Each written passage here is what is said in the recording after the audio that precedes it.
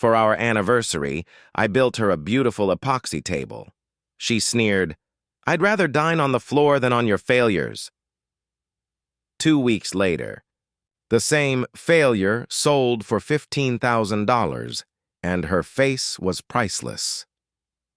I'd been saving for months, sketching during lunch breaks and spending late nights in my garage workshop, all for one thing, the perfect anniversary gift for Lena. My wife of 5 years, I wasn't rich. Far from it. My job as a construction supervisor paid the bills, but woodworking, that was my peace. The smell of sawdust, the hum of the sander, the quiet rhythm of creation. It made sense in a world where so much didn't. So when I stumbled across epoxy resin art one night on YouTube, rivers of shimmering blue sealed inside slabs of wood, something inside me sparked. I wanted to create something that would last, something that would mean more than a store-bought necklace or dinner reservation. I worked on it every evening after work. Some nights I came home exhausted, but the moment I stepped into that garage, fatigue disappeared. I poured everything into that table, every ounce of patience, care, and love I had left. The walnut slabs came from a reclaimed lumber yard, dark, rich, full of character. The epoxy resin was a deep ocean blue with metallic pigments that caught the light like waves frozen in time. I spent hours making sure every curve flowed naturally, every edge smooth as glass. It wasn't just a table. It was us. Something imperfect yet beautiful, flawed yet strong. When it was finally done, I stepped back and looked at it under the garage lights. For a long moment, I couldn't believe I'd made it. It gleamed, alive, vibrant, a piece of art born from long nights and quiet dreams. On our anniversary, I cleaned up, put on my best shirt, and carried the table into the dining room. My heart was pounding. "Happy anniversary, Lena," I said softly. "I made this for us." She didn't even look up at first. Her eyes were glued to her phone, her expression flat. When she finally glanced up, her lips curled slightly. "This?" she said, voice dripping with disbelief. "You spent weeks in that stupid garage for this?" I forced a smile. "It's handmade. Solid walnut? I thought—" She interrupted with a short, cruel laugh, the kind that starts small and cuts deep. "You could have just bought something decent. Who wants this amateur junk cluttering the house? I'd rather eat on the floor than on your failures." The word failures hung in the air like poison. I stood there, the smile dying on my face. All those nights sanding, pouring, perfecting, all reduced to a single insult. "I thought you'd appreciate something made from the heart," I said quietly. She rolled her eyes. "Maybe if you spent half that energy on a real career, I would." Then she walked away, her heels clicking against the floor, sharp, final, echoing like gunshots in the silence she left behind. For a long time, I just stood there, staring at the table, my table, feeling small, broken. That night, after she went to bed, I carried it back to my workshop.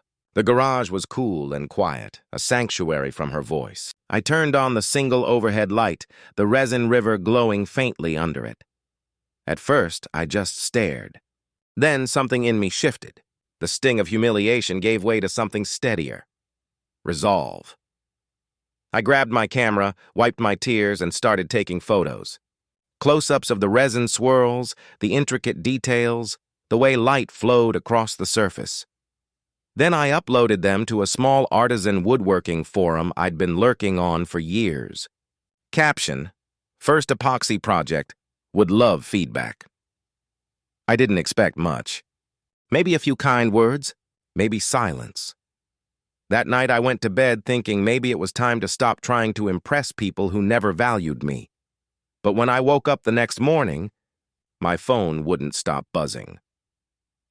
7 notifications, comments, DMs, shares, and one email from a designer showroom in downtown Chicago. They said they'd seen my work online. that it was breathtaking, that they wanted to buy it immediately. Their offer? $15,000. For a second, I thought it was a scam, but it wasn't. I double-checked the email, the sender, the business name. Everything was real. I sat there staring at the glowing screen in disbelief, my hands shaking. The same table she mocked. The same table she called garbage. That failure had just become my masterpiece. Would you like me to now expand? Chapter 2, The Price of Pride, to around 600 words as well, matching this tone and pacing.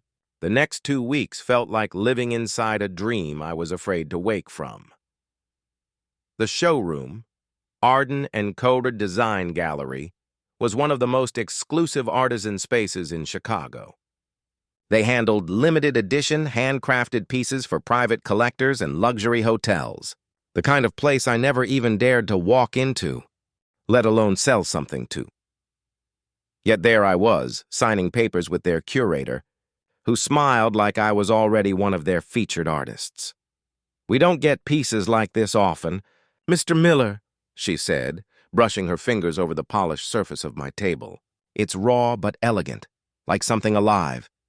You have a natural eye." Her words hit me harder than I expected. For years I'd heard the opposite, from bosses, from critics, from my own wife. But now, standing in that bright minimalist gallery, I finally felt seen. They wired half the payment up front, the $7,500s, and sent a professional team to collect the table. Watching them carefully wrap it, documenting every angle, I realized this wasn't luck. It was validation. For every hour I'd spent sanding, pouring, failing, and trying again. 2 days later, the curator called again.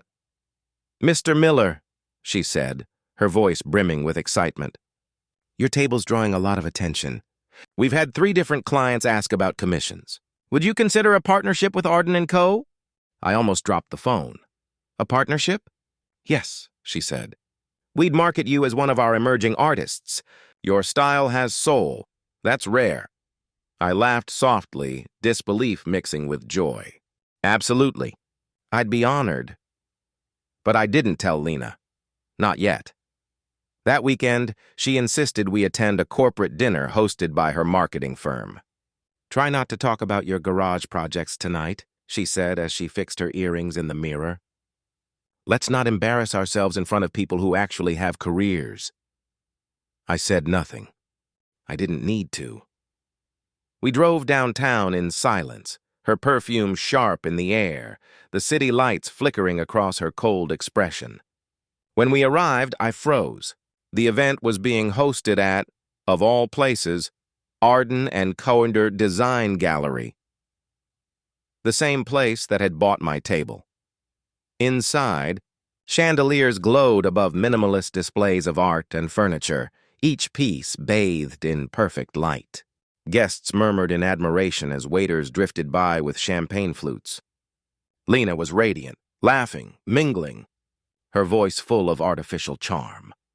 Then I saw it. Right in the center of the room, under a halo of soft light, stood my table. The plaque beneath it gleamed gold. The Azure Current, original by J. Miller, valued at $15,000. My heart raced. I couldn't move. That table, the one she called garbage, was now the centerpiece of the evening. Lena turned, following my gaze. When her eyes landed on it, she went still. The color drained from her face. That's your table," she whispered.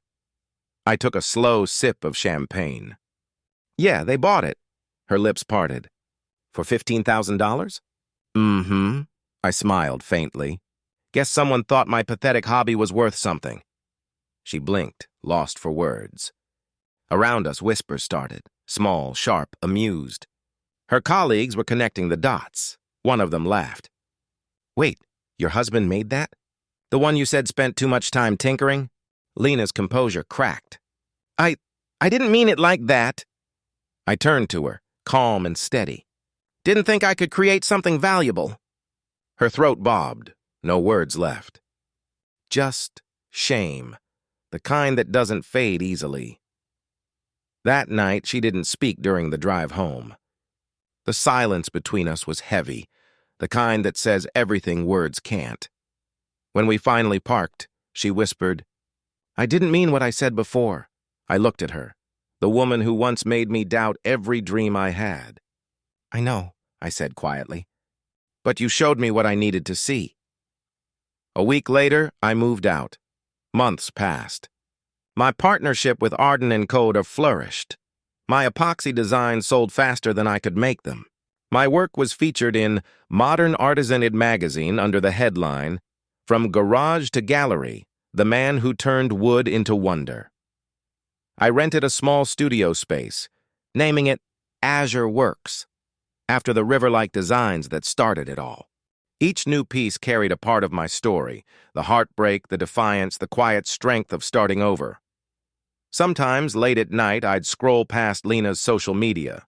Her curated smiles looked emptier now. She never mentioned me or my success, and I didn't need her to, because every time I poured resin, every time I watched the liquid spread and harden into beauty, I remembered her words. "I'd rather eat on the floor than on your failures." Now she can. Because the man she mocked for pathetic hobbies, he turned his failures into 15,000 reasons to never need her approval again. And that table she rejected, it didn't just become a masterpiece, it became my beginning.